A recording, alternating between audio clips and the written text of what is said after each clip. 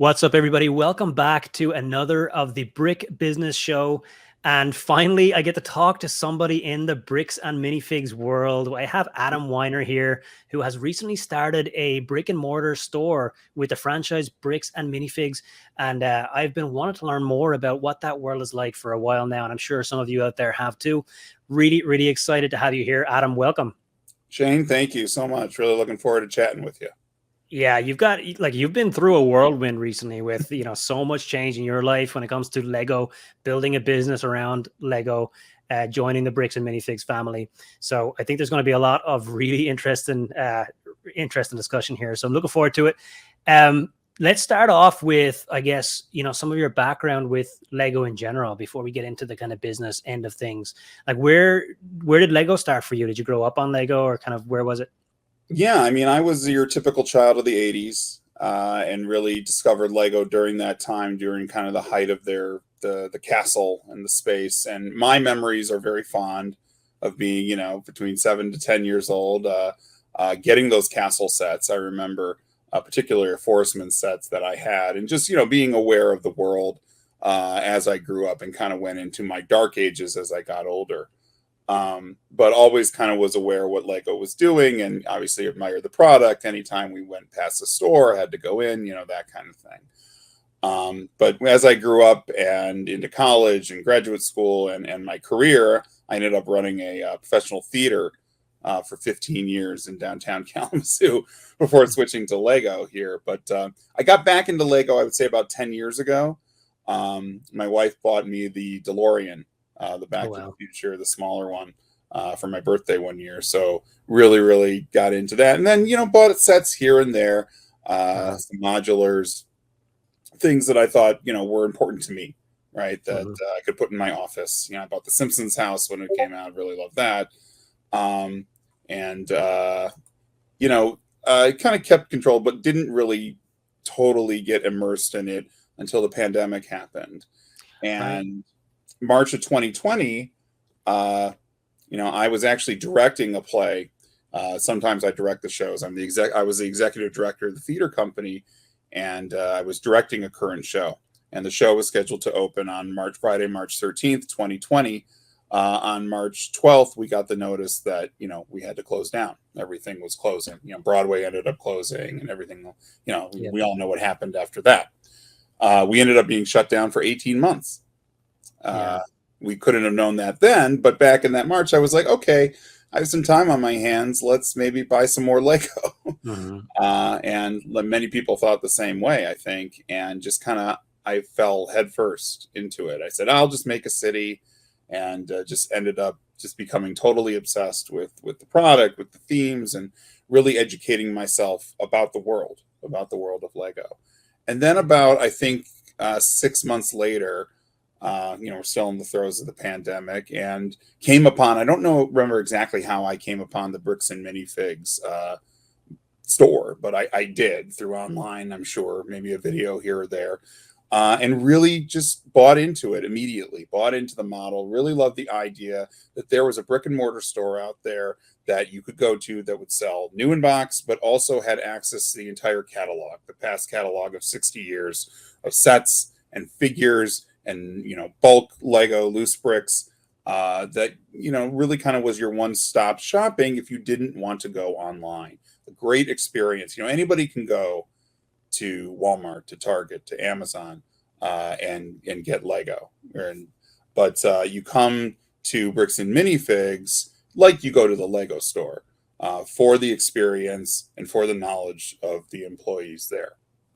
So really bought into that model, really enjoyed it, contacted the franchise, and it was still almost, another year before I signed their documents, just trying to figure out what was happening in my world with professional theater, and then finally making the decision to say, yeah, this is something I want to transition my career, and switch into this retail experience. So. Wow.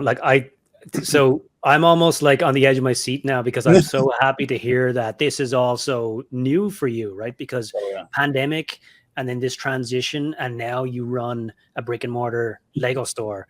And so I love that because it shows me what's possible when people set their mind to this, and how, many different kind of careers can be created, or businesses can be created with the thing that we love, which is Lego, but also how fast it can actually turn around, right? And one of the most recent conversations I had was with Sean in Australia, another brick and mortar store who just recently started with Lego, and now he's super successful. So I love hearing these stories of like the fast kind of transition and the fast change. With I actually didn't realize that it was so recent for you.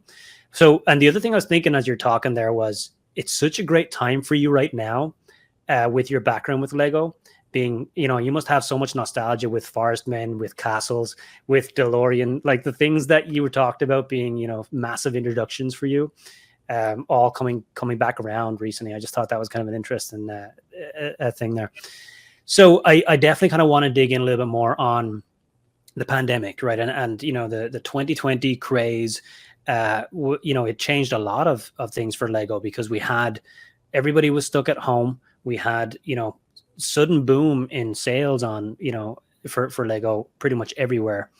And so was that kind of like, as a fan, I guess, was that, like a big realization for you on how much you loved Lego? Was it a thing where being stuck at home was a sudden aha, like, wow, this is, a kind of something that I like a lot more than I ever realized? Did it play a big part in your pandemic story in general? Absolutely.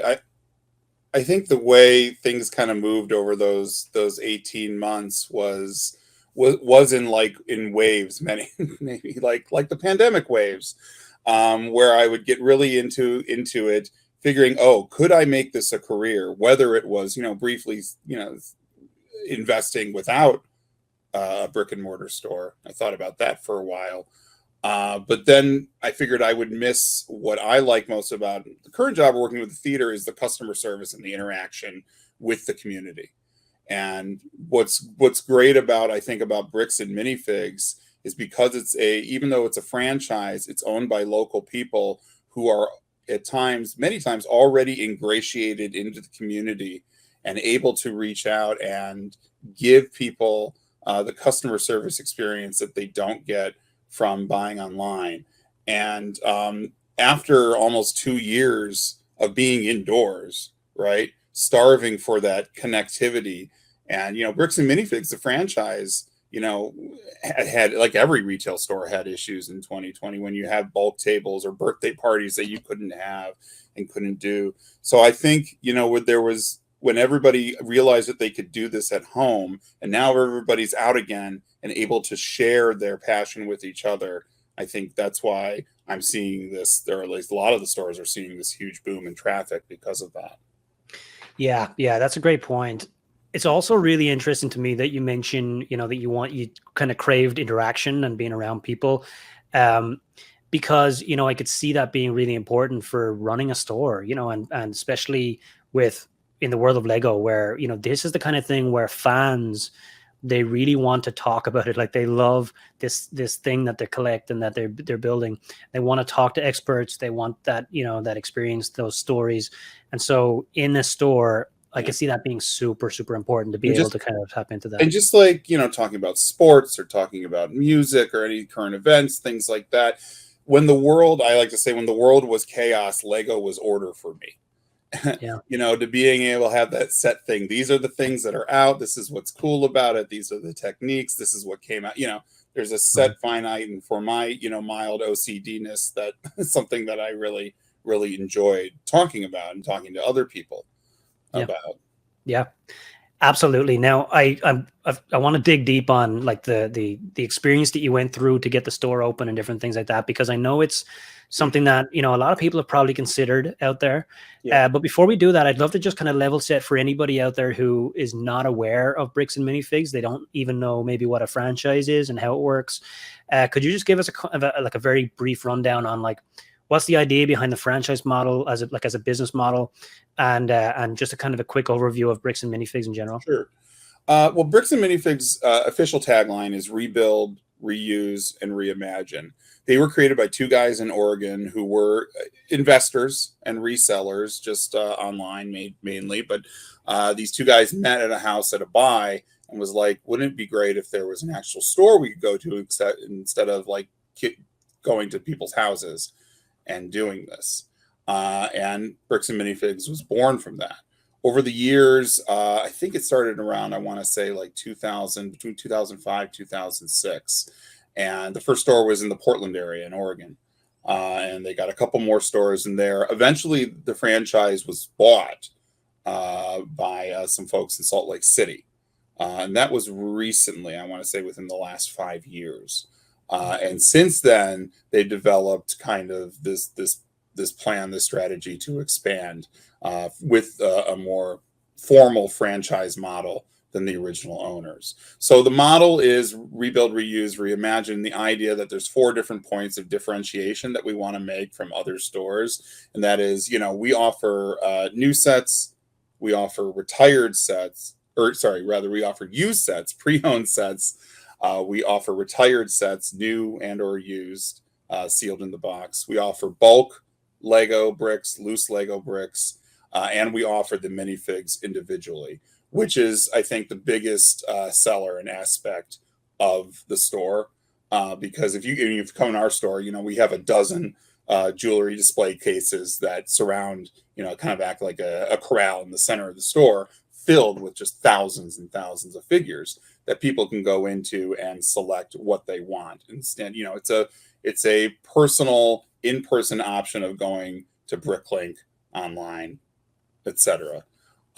We also offer birthday parties. We have a party room where we give kids or adults, I guess, their experience of, we have a derby racetrack, so people get to build bricks there, build their own minifig. We have a minifig maker table, just like the Lego store has. And we can offer other ancillary events that we're working on. So that was a long kind of way of saying what the model is. But also, I think it's a great thing for a community to have in a community that is not big enough to house an actual Lego store, right? If you look at all of the places that do have bricks and minifigs, are starting to, whether it's Kalamazoo here in this area. Kalamazoo, there are 2 stores in the Chicago area, but they're way out in the suburbs. There's one in Madison, Wisconsin, Omaha, many in Texas. Some that do have Lego stores near them, but they'll still have people that will want to go to their bricks and minifigs because they can also access these pre-owned sets because they're supplied by the community. It's a buy-sell trade model, and I should have emphasized that before. So customers can come in, right, and bring their old Lego, whether it's assembled, whether it's new in the box, whether it's, loose in a tub, right? And we will buy it from them. And we'll buy it either, we'll offer cash or we'll offer store credit too, which is a great incentive for people. So it kind of keeps that cycle of buying new sets, enjoying them. And then when you get, tired of them, or if you want something else new, you can save a little money by coming to us and doing that. That was such a fantastic rundown, and I think that, it's great at kind of painting the picture. And in terms of a franchise business model in general, right, when we're like, if anybody out there is kind of not aware of what that is, I guess you could point to a lot of the biggest ones in the world, like Starbucks or Subway or McDonald's. This is a business model where the first one was created by some entrepreneur somewhere, and they created an amazing store. And they built all the marketing, the branding around it. They built recipes, like if you're talking about food and different things like that. Mm-hmm. And then they decided to allow other entrepreneurs to use their trade secrets for a fee.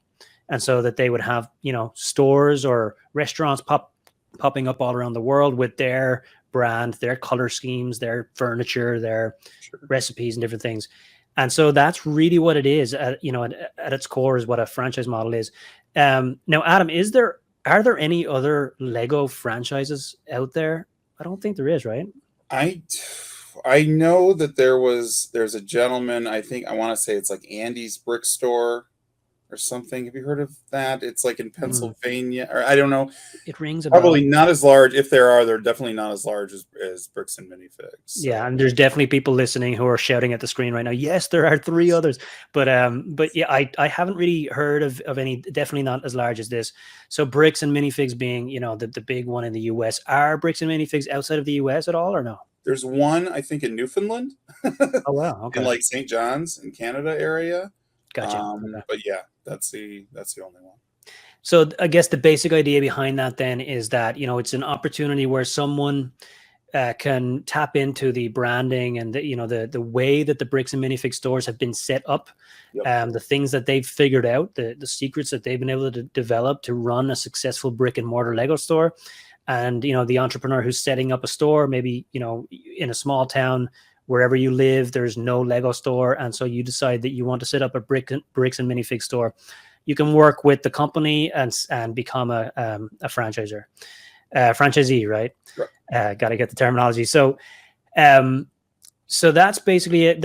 You know how it looks, and the opportunity is available to anybody out there. You do need to be able to invest, you know, the money needed to set up a brick and mortar store, but you know, and then you need to also work with them on some of the requirements that they have. And so now that we've painted the picture, Adam, I'd love to kind of learn a little bit about that process, right? Well, actually, let's start with how did it all begin for you? Because you mentioned that you weren't really sure like how you stumbled across it, but when you did, you kind of loved the idea. Like, what can you tell us about those early days of thinking about doing this? You know, like, firstly, it's probably a bit of a scary transition for you because at the time, you know, you were in theater. And so you were moving from, like, I guess, a world where firstly you had a lot more familiarity and you kind of knew what you were doing because you were there for a while. And but then you were obviously thrown into COVID, and for, you know, in theater, that's a very scary time, to a world where, okay, I think I'm going to get a lease on some retail space, which is a big investment, and do these things. So how did that begin for you? Like, what was going through your head? What were the kind of scary things at that time? I'm terrified. I'm still terrified. I'm kind of still waiting for the other shoe to drop. But I think one of the advantages and one of the first things, you know, I when I was doing all my research for this, I was able to contact another franchise owners of the Bricks and Minifigs and speaking with them, right, to getting some idea of what it was like, right. And one of the guys said to me, he said, "Remember, you're also running a store, right? Yes, it's about buying the Lego and it's about being on top of your inventory, but at the same time, you have this physical building, right? And that you have to be aware of everything that's in this building, and not only obviously utilities and keeping it clean and regular maintenance, but also how everything looks in the store, right? It's such a big deal. Presentation and where you're putting your sets and how they're organized, both in the minifig table, and that's very, very, very important." So that was one of the first things they said. But I think with I had the experience of running like a physical business with a building, with a theater. I knew how, you know, to work with vendors, to get my security system set up, to work, you know, with utilities. So it wasn't as much of a learning curve. I think because of that, it was more about learning about the retail process, which I still am, with purchase orders, with knowing how much to get and having enough on demand. So those were kind of the first conversations I had. And I ended up speaking with the founders for my first few conversations about becoming a franchisee. And, you know, they said to me, you know, it's a great business, but remember, you're not selling Ferraris. I remember that's what they said to me. You're not selling Ferraris. You're selling Lego Ferraris, perhaps, but not actual ones. So I think it's like, you know, everybody thinks, oh, this is going to be a get rich quick type of scheme because Lego, you know, appreciates better than gold, as we all know. So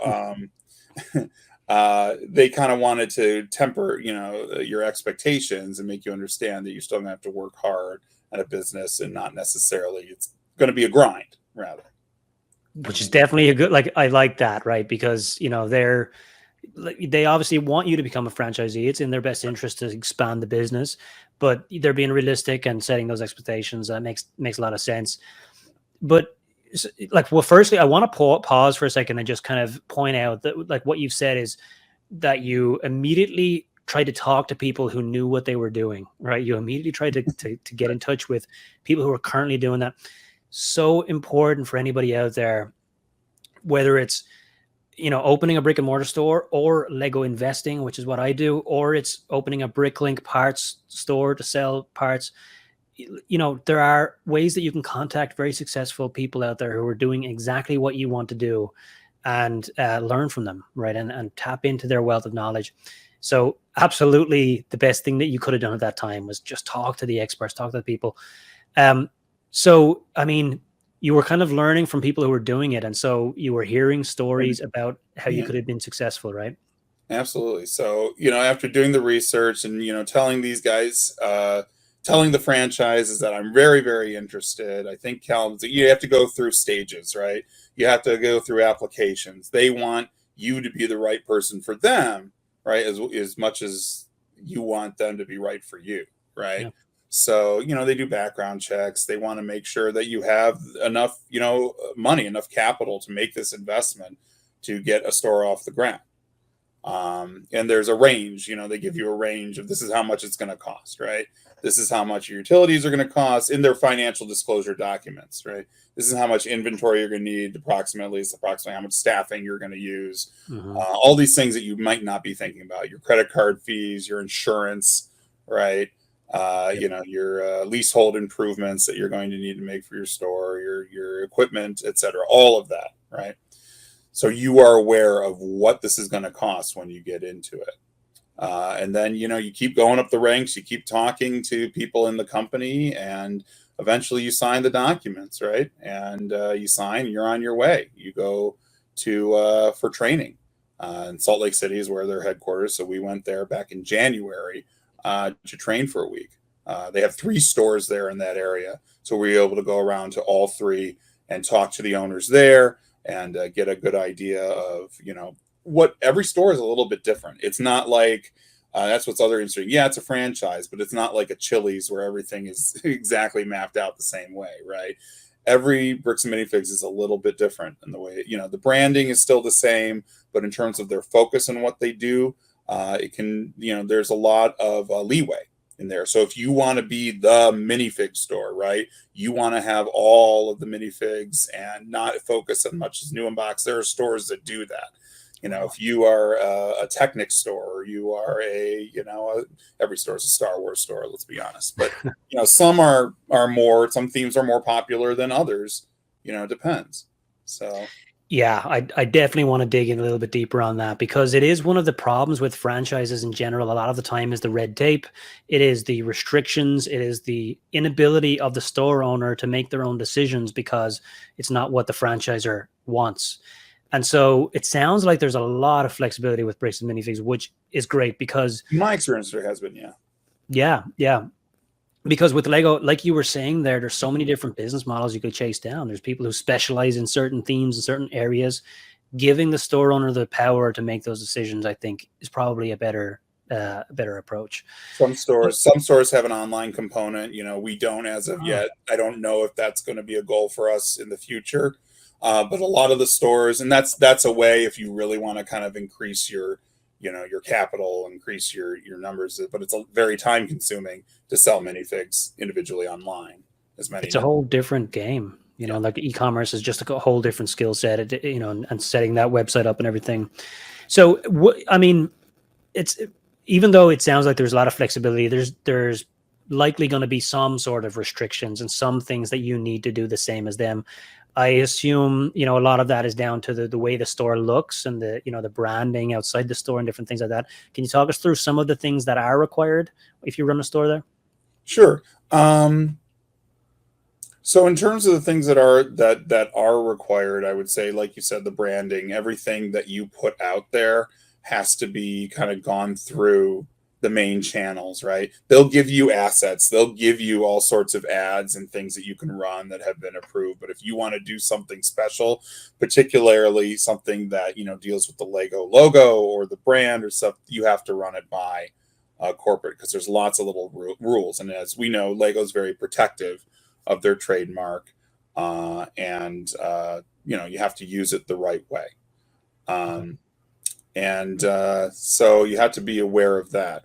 Also, where you put certain things in the store. We have an agreement, or the franchise does, with a wholesale toy company called Toy House, which sells Lego to independent toy retailers across the country, right? Because I guess we are not big enough as of yet to buy directly from the Lego group for their new box. So because we are, a client of Toy House, all of the Toy House stuff that we get has to be in the same place, right? In the store.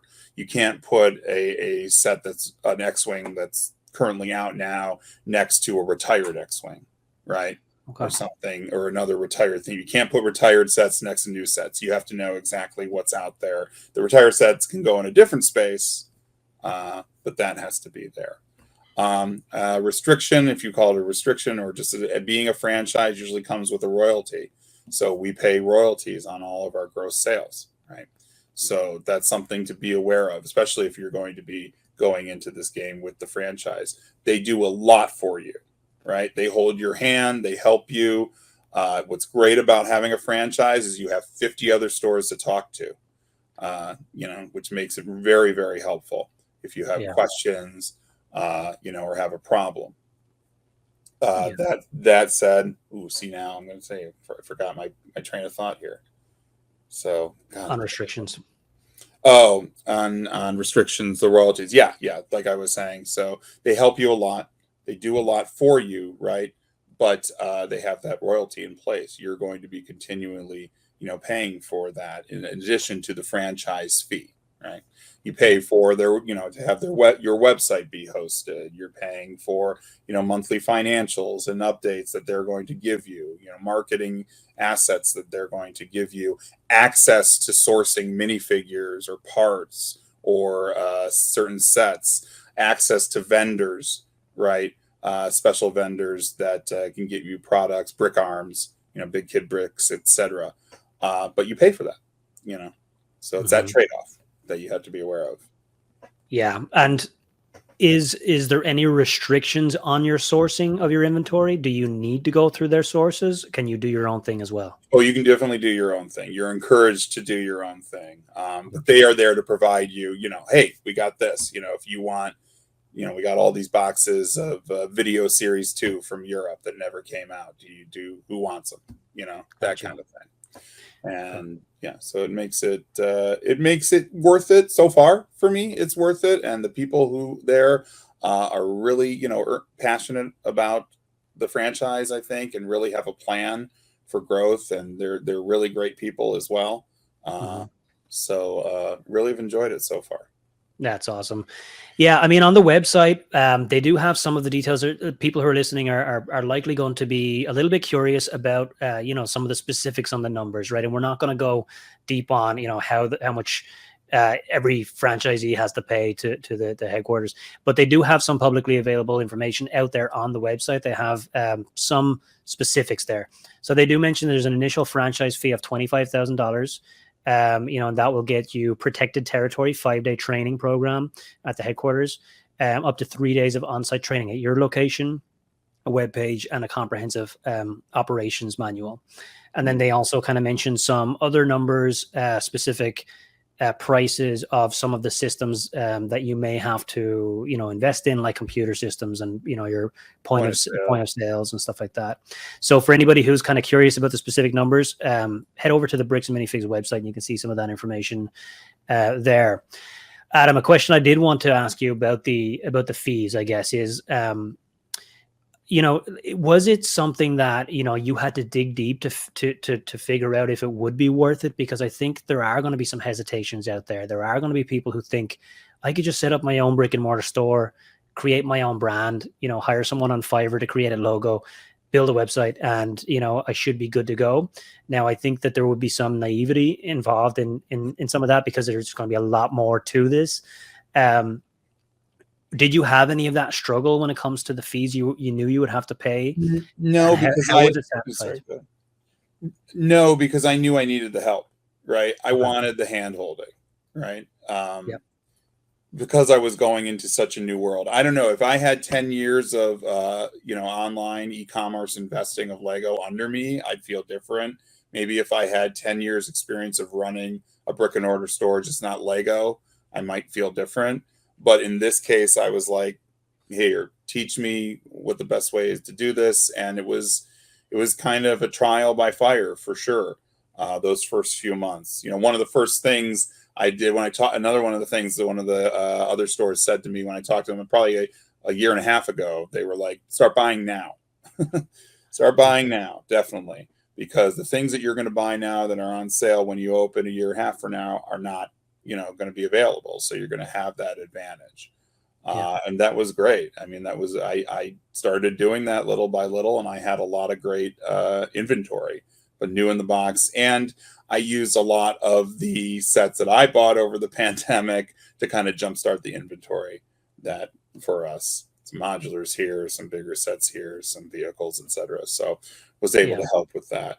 Had some buy events as well earlier before we even opened to source product, to source bulk bricks, the used sets. And viral online digital marketing was what we had to do, and got a lot of great support from the community. All my projections are out the window, basically. I will say that going into it, I did a budget. I did a budget every year for 15 years for the theater. And our budget ranged from anywhere from $200,000 per year when we were starting to $1 million now when I left it. And so I did a budget for the store, what I thought I was going to do, how much I'm going to pay my staff and how much I'm going to spend on inventory. This is what I think I'm going to make in sales based on the research that I did with other stores and having an idea. After, I would say, 7 weeks of being open, it's all out the window, I think I can, every franchise has been seeing growth this year. And just, opening in the summer was a great benefit, I think. And we were lucky enough to find a great location. And it is true. Location. I can't say it enough, is what's important.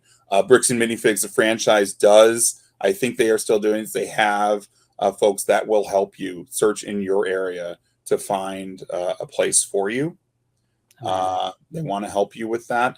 I was fortunate because I do have real estate experience, so I knew kind of where to look in town, and was lucky enough to find a mini mall shopping complex that has a children's store, a children's clothing store, that has an ice cream store, that has a bookstore, that has a children's bookstore.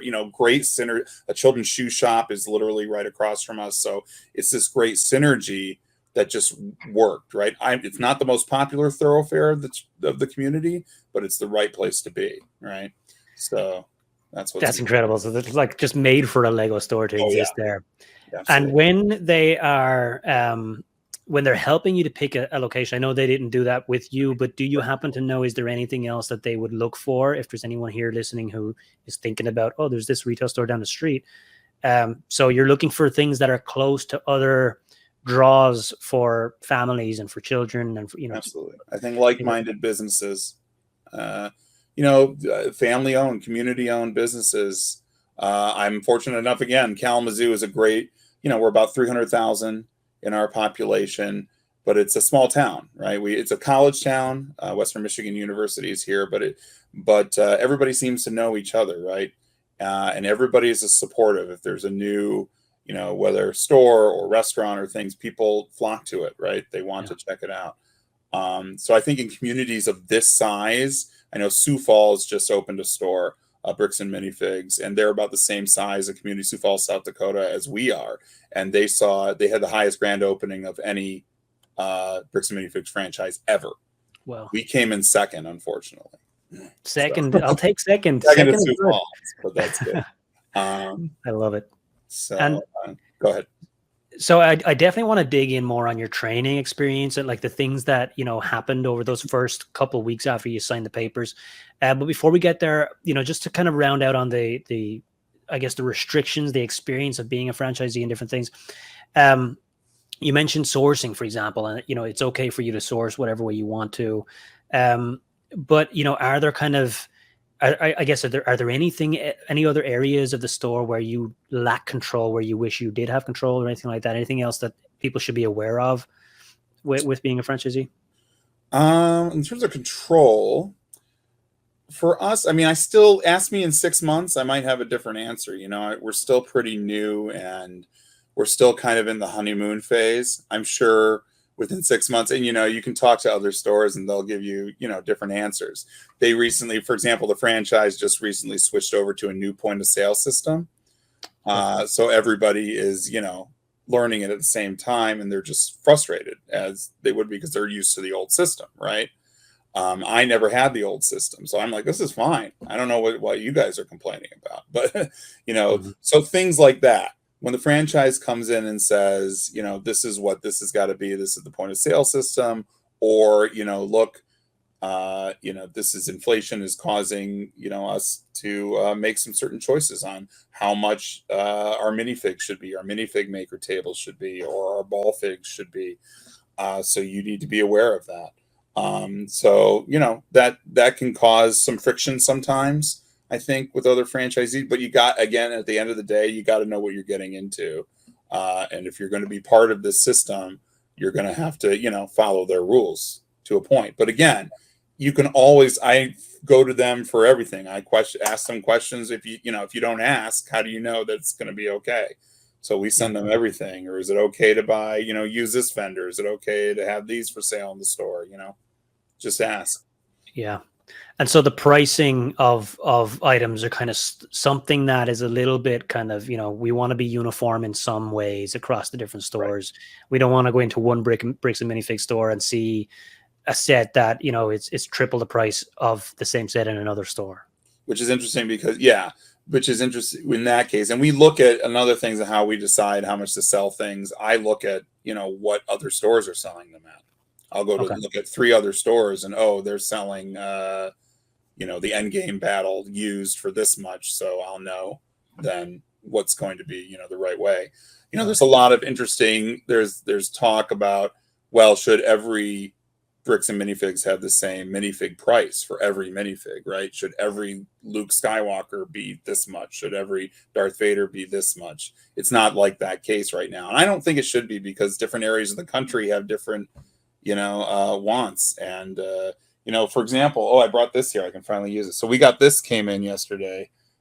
This is a Toucan Sam, right? This was a professional promotional set that was done by Kellogg's in 1990, right? 32 years ago. So Kellogg's is in Battle Creek, which at Match, Michigan, which is about 20 minutes from us, right?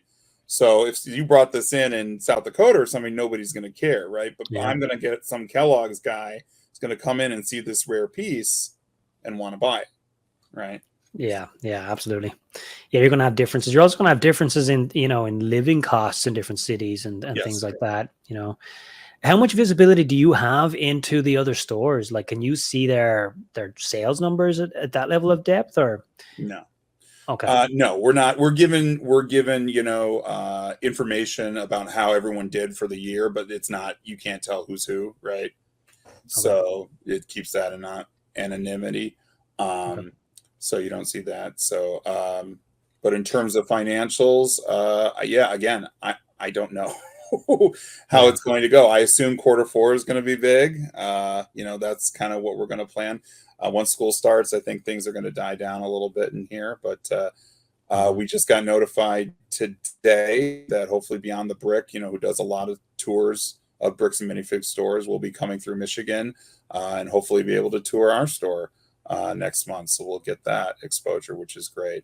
So I think they're going to Brick World. Yeah, Brick World in Detroit. I think they're going to in September. So awesome. Through here. Yeah. And how much communication is there between the store owners? Like, do you guys all have a big group somewhere? Like, is there kind of a ton of sharing going on all the time? A lot. So we use Slack, which is a program. I don't know what you want to call it. Like Monday.com or Slack, whatever. Messenger. So all the stores are able to talk to each other, and in different categories. So there's a category like store-to-store sales, right? So if you have a customer that comes in and says, "Hey, I'm looking for the Ghostbusters Firehouse. Do you have it?" I don't have it, but maybe another store does. So I can ask all 40 other stores, and they can ship it to me at cost or whatever, and make it work. So that's a nice advantage to tell customers.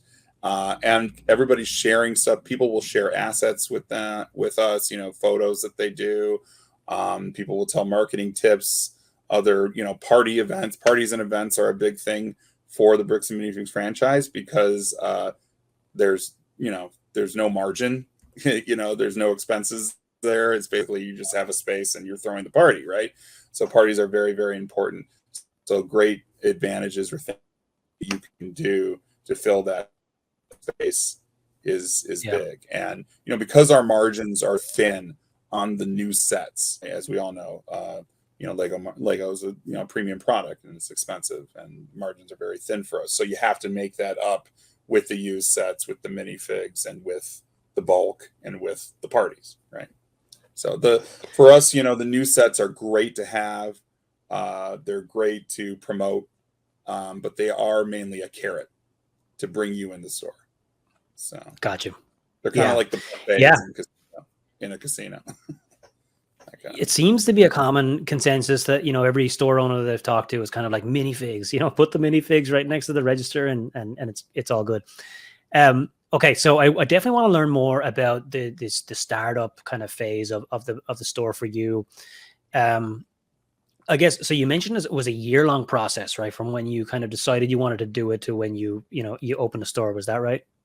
I would say for me, it was almost like a year and a half, but it was because I wasn't sure that this is what I wanted to do. From when I made the decision of, I'm going to do this, it was kind of May of 2021.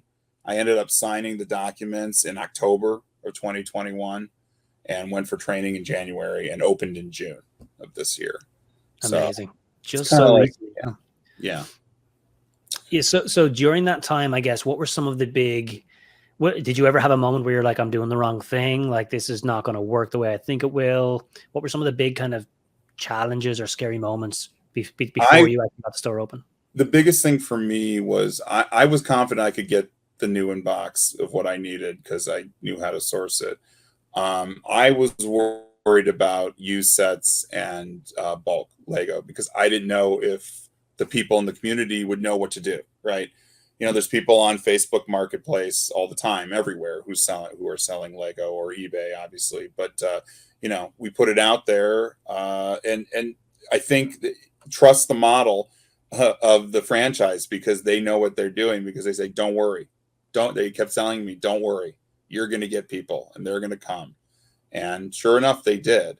And it's just people looking, to unload what they have in their house, and you put it out there, you will get it. And they say the people that you see on Facebook Marketplace or eBay, those are the people you don't want to communicate with because they are the people that, they know what they're doing, or they know how much the value of Lego is, and they're in the Lego business. The people who are going to give you the stuff that you're going to want, they just want it off their hands. They want it off their plate, right? We can't offer the same. And, the same continues today, every day when I talk with customers and work on buys or trades. I can't give you the value of what these are worth, right? Or what you're going to find on eBay, etc. Because I have a brick and mortar space, because I'm paying employees, because I have to keep the lights on, right? But I'm taking the work from you. I'm here with $100 in cash for you right here, right now. Even this might be worth, $200, and they'll do it. I was able to get on a buy just last week, the UCS Millennium Falcon, the UCS Star Destroyer, and the Republic gunship, all in one buy. If I told you the price, you would probably fall out of the seat. So, but those are going to sit for a while, right? They look great in the store. They're going to sit for a while, and you're taking that risk. Every time you make a buy, you're taking the risk that, it's just going to sit there and it's going to be a while before you're going to make your money back. Yeah, but arguably a great investment for the wow factor of some of those sets, just having them in the store. It's a great draw. It's a great it helps with the ambiance. It helps with the excitement of the place. People are like, are you going to get the Cloud City, set? Are you going to get Mr. Gold in here? I was like, I really, if it came in here, I don't know if I would even buy it because it's just going to sit there. It's a nice prestige thing to have. But Mr. Gold is a funny one. It's so sought after, and I just don't see anyway, it's just opinion. Yeah. The experience of training then, what was that like for you? So you traveled to the Salt Lake City, you said, where there was 3 stores.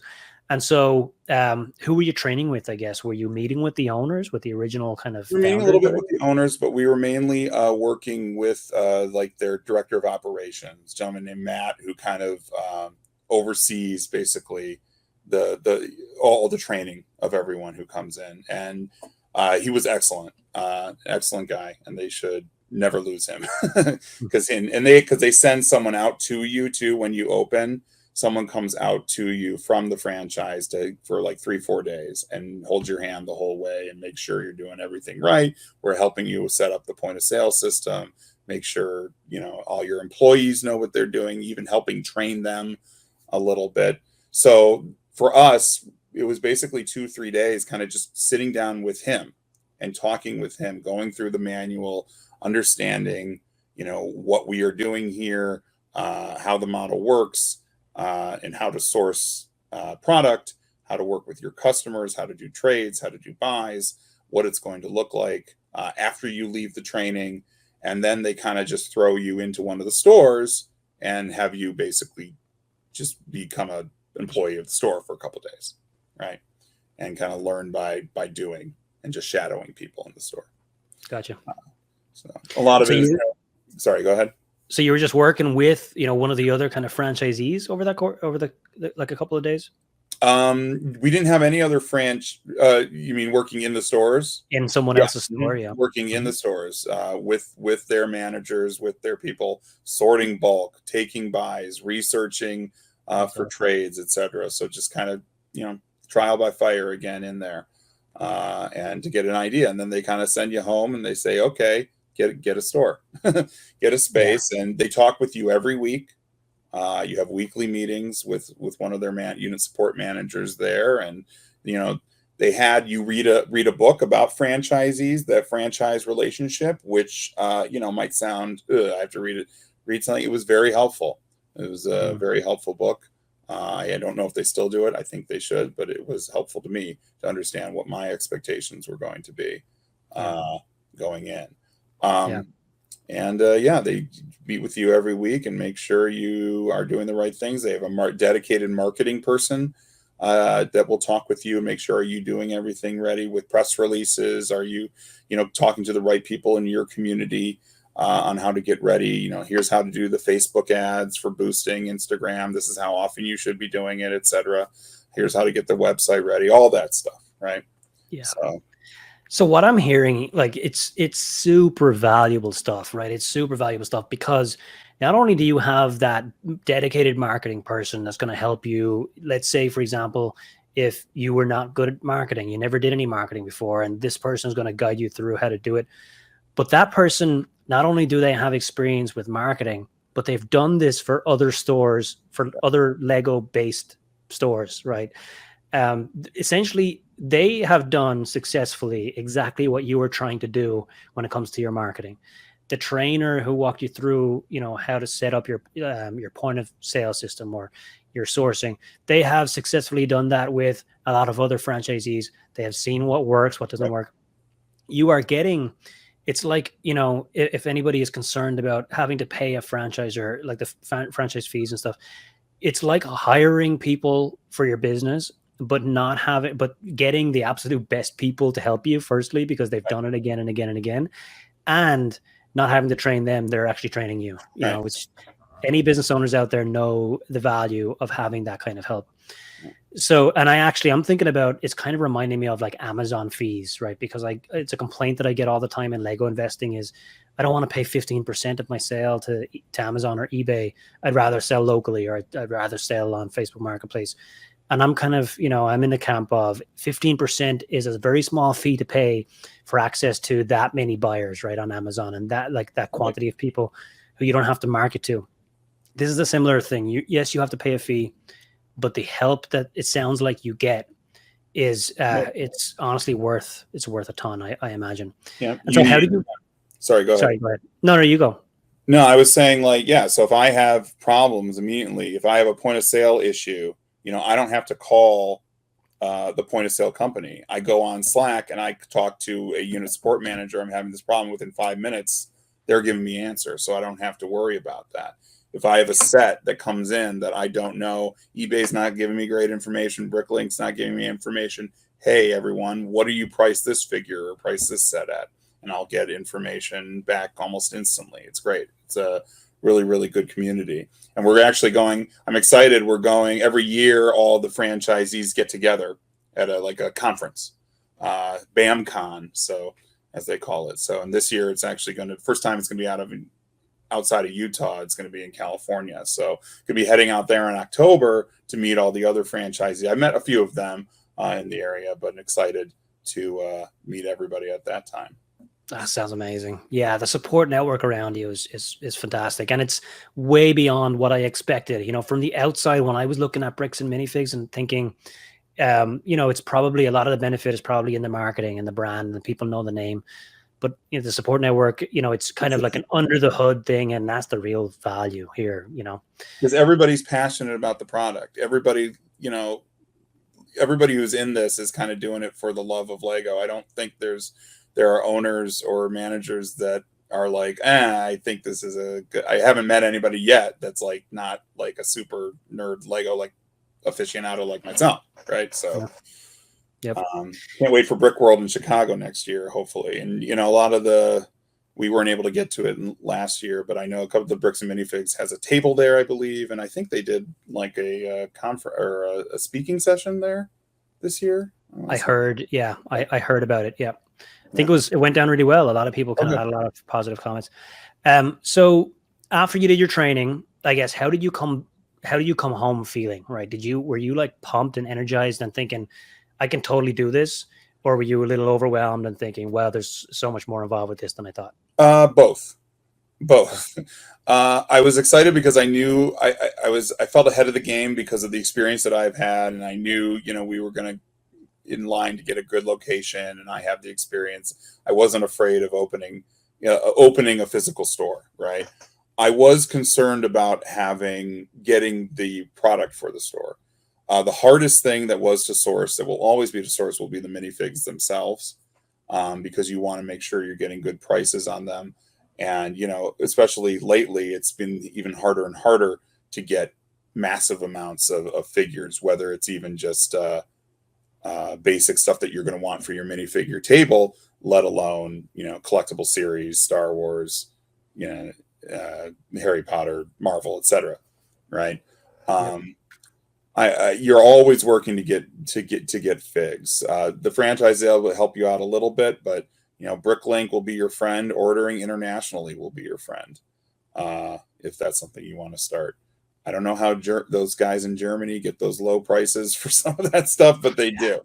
So, and it just works out for me. So, but yeah, sourcing minifigs early and often is going to take you the longest thing. Same reason getting your store ready physically, plating the minifigs is going to take the longest, right? Getting all those Star Wars guys to look exactly right, series numbers, etc. Disney, forget it. You know, it's going to take a while, but it's going to look so nice when it's done. So. Absolutely. And what are some of the, what about the retired sets, you know, and having some retired sets available? What's your approach to that? Is there any support there for that? I mean, I imagine that's kind of that'd be a hard thing for Bricks and Minifigs to make sure that all of the stores have some retired sets. It's hard. It's hard. They don't necessarily do a lot of, they're not able to do a lot of help with that, but you'd be surprised. I never know what's coming in every day. You know, you'd be really surprised what's going to come in, both whether it's used and complete or new in the box. You know, a family came in not too long ago with a number of new in the box, including the Ghost was new. And I couldn't believe I saw that, and it looking as good as it did, amongst others, you know, and was able to trade for it because they didn't want these high profiles. There was a UCS Batmobile in there too, and a bunch of other great things. And they took a decent price for it because they wanted some sets that we had in our store, right? Some old castle sets that I had, or an old pirate ship that I had for, you know, $400 here, $300. The Black Pearl we had, right? So they were able to, because it was a win-win, because I got what I wanted and they got what they wanted. They didn't want the Ghosts. They wanted these old vintage sets. So the circle of life continues, I think, with the Bricks and Minifigs. You're going to get a different customer who's going to come in and they're going to trade in their Black Pearl or their, you know, to get that Ghost in new in box that's on the shelf, right? Yeah. So, I never know what's going to come in, the weirdest things still every day, but it won't be difficult to get retired sets, both new and used, I don't think, at least in my experience. Sounds like such a part of the excitement. You know, I would just love to have people walk through my door every day with interesting retired Lego sets. Like, is there an element of investing involved at all, or like, are you thinking about putting stuff away for a year, for 2 years at all, or no?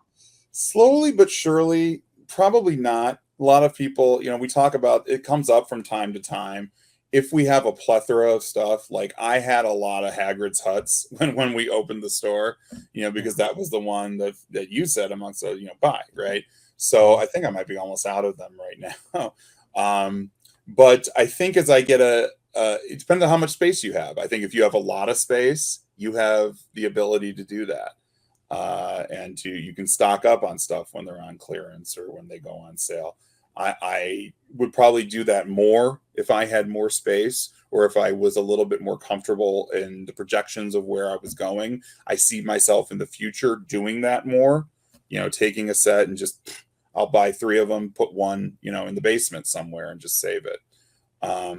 So that certainly is a possibility, but I think space is a big issue. Yeah. And it's got to be tricky at some point as well, when you could get, like, let's say 25-30% margin today, or you could, or return today, or you could wait a year and get 70%. It's kind of arguably better to just sell, like, go for the faster turnover and sell stuff quicker when you have that avenue to do so. There will always be another bus. There will always Yes. be another set to get. There will always be something else to save. So if you miss this one, it's okay. There'll be another one along the way soon. Yeah, exactly.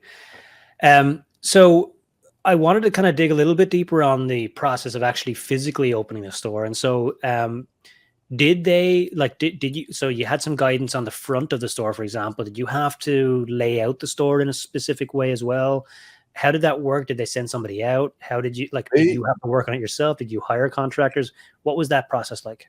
So that process was, they told us, the franchise told us, this is what you need in your store. You need these cases. Here are some recommended vendors to get, the stuff that you need, the equipment that you need.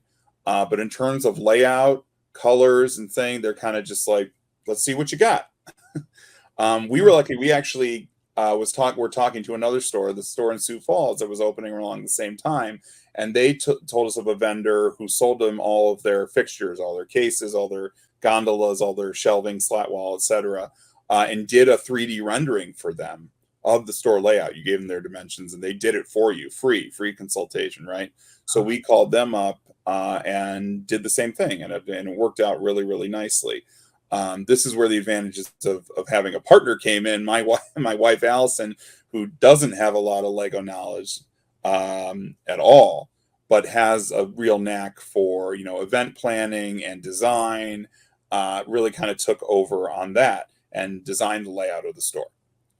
You don't need to be a Lego person to do that. So she was like, here's where the corral is going to be, here's where the new set should be, here's where the cashier should be.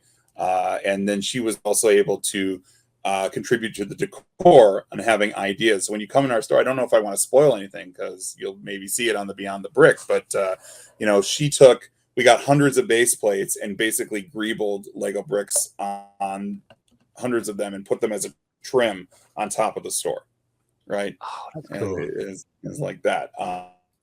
We went on Etsy and got all these definitions of different Lego terms, right? AFOL, greeble, snot, etc., and printed them out on these huge posters, basically, and plastered them on the wall, right? So little touches of fun things. And we got posters and artwork, really live in the store. Store is black and white, right?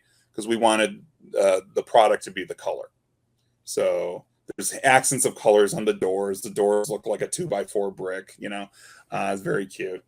So those little things that you want to think about, things that don't cost a lot, but that you can do that's going to make a big impact, because you're not going to have a lot of money to improve your store. One of the big things they tell you is get a space that's ready to go soon, that you're not going to have to do a lot of work on, right?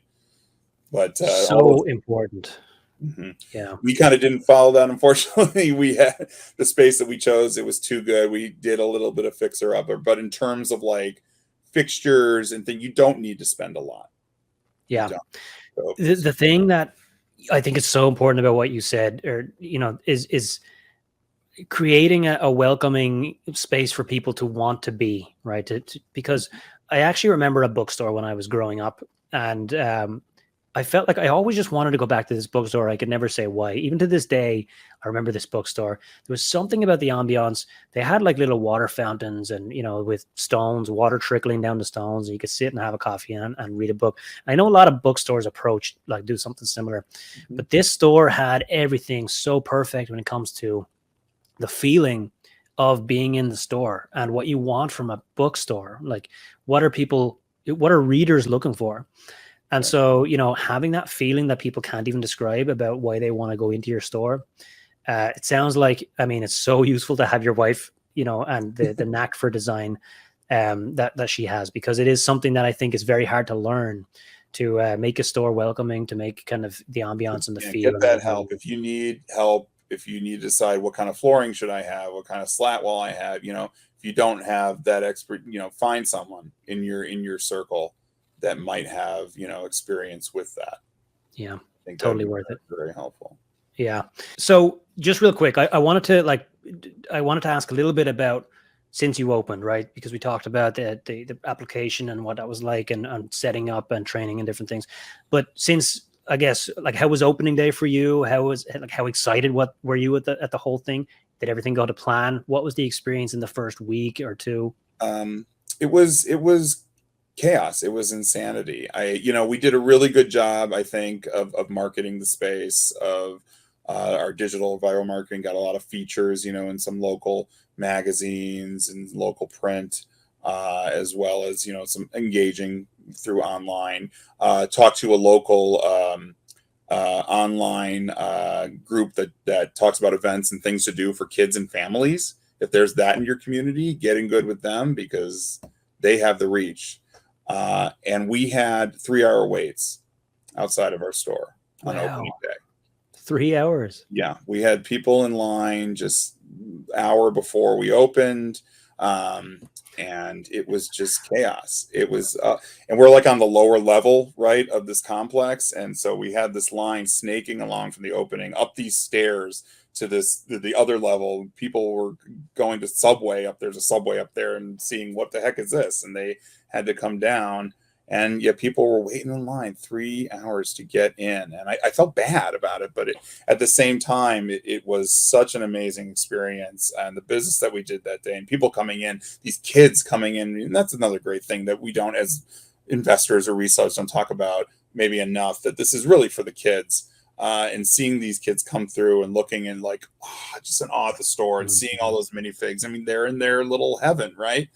And just to see that every day is reward unto itself. Seeing the happiness, it's hard to come into the store and get depressed. It's hard to go in any Lego store and get depressed. Yep. And that's really a great benefit. The grand opening, so one of the stores will be the best day of your life before we opened. It was a great day. And it really hasn't calmed down. So, we don't have hours of wait, but almost every day we'll have people waiting for us to open. That's fantastic. On August 1st when we had the new releases, people were waiting, for all the Kenobi stuff. So, I'm waiting. Like I said, I'm waiting for the other shoe to drop. When it'll slow down when school starts. But it's been such a great experience to see the success that's happened with not just my store, but hearing about all the other stores too, and how they're doing, and everybody just saying thank you for being here. We're so glad this is finally here. People were coming from the Detroit area. People were coming from, Indiana and in Illinois to this store. And my goodness, it's been, somebody called me from Ohio yesterday. So you're going to get the attention. If you open up Bricks and Minifigs in your town, you do the right things, you will get the audience and you will get the crowds. That's so fantastic to hear. And I imagine, having those lines there on opening day and, before you open each day helps with the word of mouth spreading as well. It makes people more excited about, they see that it's in demand. They see that it's highly loved and sought after to go into your store. And so they want in. Yep. That's really, really great to hear. And I guess looking back at the last, 2 months, you opened in June, right? So you're just less than 2 months in. When did you the answer is probably opening day, right? But have you had a moment where you're like, okay, this is totally going to work, like this is going to smash my expectations? I guess financially, in terms of the business side of it, do you feel like it's it's way beyond what you expected? Is it do you feel kind of at peace with any fears that you had before you opened? It's definitely so much more than what I expected. I am at peace somewhat, but I'm definitely not that type of person. I always like to play, and I was doing the theater for 15 years, and I play like I'm behind, right? Hmm. I don't rest on my laurels. I keep going. What's next? And in the theater business, you're always producing new content, right? You're always producing new shows. Every 4 or 6 weeks, you're on to the next thing. What's the next show, right? Who am I hiring for this show? What am I doing? So for this, it was like, well, I'm getting ready for a show that's never going to close for this. And how's that going to work, right? Isn't this going to wear off? But I'm slowly realizing that, there are certain waves and certain areas of time that you're going to be able to prepare for and learn for. Quarter 4 is a show unto itself, right? And how do you prepare for the spring? What different things are you going to need to do to keep engagement, to keep interest going in those lower months, January, February, March, etc., and prepare for that, and then get back to next summer and everything like that. So the cycle will continue. Oh, that's so great. Amazing. Adam, just one more question for you. And that is, of course, for anybody out there who is thinking, I would love to do this, I want to be involved, Bricks and Minifigs sounds like a great idea. Do you have any kind of watch outs, challenges, tips, things that you would say to that person, to maybe kind of pay attention to, or something that you wish that you knew before you started? Anything at all that you would say to someone who's thinking about doing it? Sure. I would say, like for any franchise, regardless of whether it's Bricks and Minifigs or any investment, really, do you have, are you able, a lot of people put all their eggs in one basket.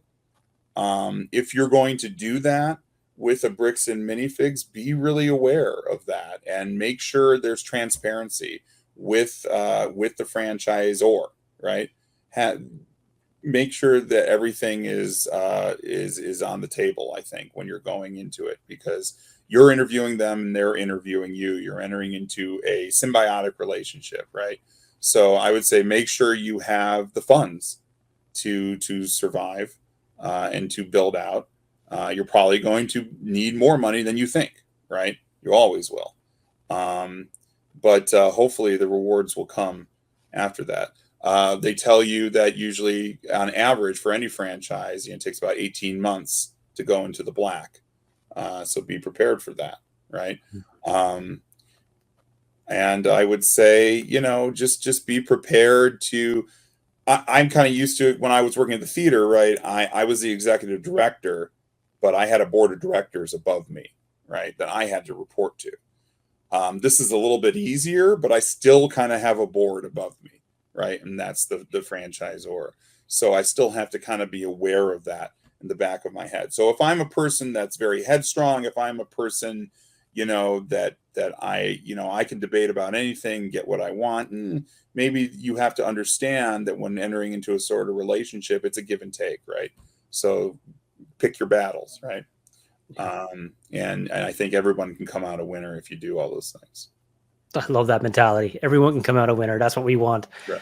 Adam, thank you so much for sharing all your experiences with us. I know this was kind of an area that a lot of people wanted to learn more about. So hopefully, the people out there got some value from this. Anybody who is listening or watching, if you are in Kalamazoo, Michigan, make sure to go check out Bricks and Minifigs. Say hi to Adam in his store there. Share your experiences. Let us know. Yeah. I'm sure it was amazing. I'm definitely going to try and get out there at some point. Awesome. Adam, thank you so much for your time again, and wishing you all the best with Q4 and beyond with the store. I'm sure it's going to be absolutely amazing. Everybody listening again, if you hit that subscribe button, we're going to have more awesome interviews about bricks and business coming soon. So with that, thank you so much for watching or listening. I'm Shane with brickbooks.net, and I'll see you in the next one.